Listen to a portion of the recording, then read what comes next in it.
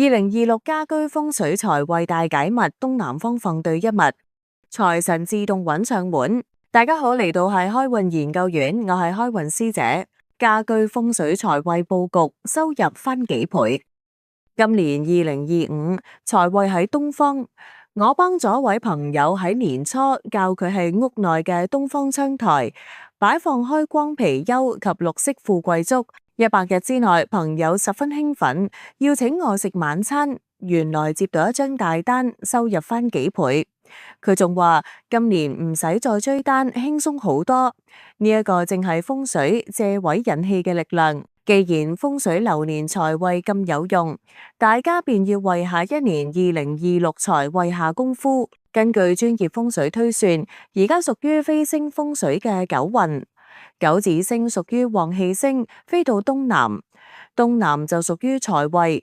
九紫星唔單止象指財富，仲會帶嚟喜慶、人緣同事業機遇，係全年最值得佈局嘅黃金方位。點解東南方咁重要？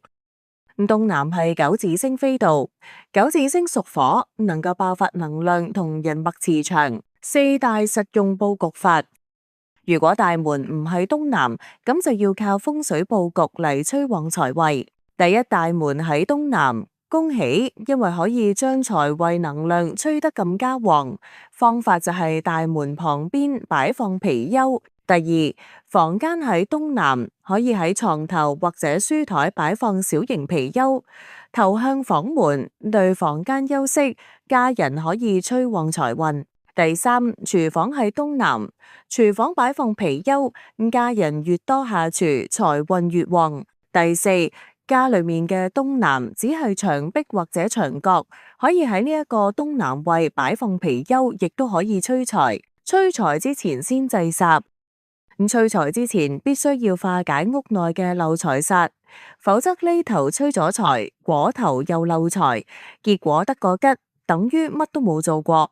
本文內容參考自 www.fengshui.hk， 化解常見漏財煞氣。窗前或者門前睇見反公路呢一種漏財煞，可以喺向住反公路嘅地方掛開光八卦粒鏡，可以收財化煞。大門直對窗，名為穿堂煞，可以喺大門同埋窗框貼上開光六帝錢，鎖住財氣。東南係廁所，要記住時時關上馬桶蓋。廁內擺放3盆小綠色植物，作用係消陰長陽。仲有，記得把廁所嘅燈膽改為慳電燈。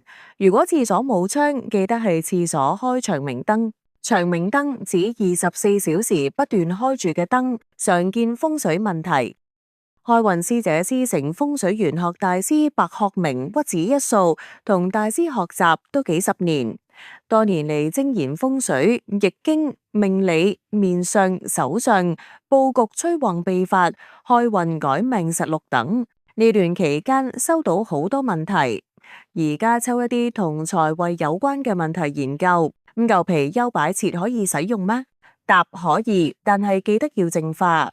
凡開光之前必須淨化，咁所以用正法開光嘅貔貅一定經過淨化程序。問今年喺財位擺放嘅開光貔貅可以搬到出年財位擺放嗎？答經過正法開光嘅貔貅，出年當然可以搬到財位使用。問貔貅係咪獨角㗎？答貔貅唔一定係獨角㗎，但獨角係其中一種造型，亦都係最容易分辨嘅造型。咁所以如果大家購買貔貅，亦都建議選擇獨角㗎。歡迎點讚、訂閱、分享。我係開運師姐，祝出年財運亨通，下期再見，拜拜。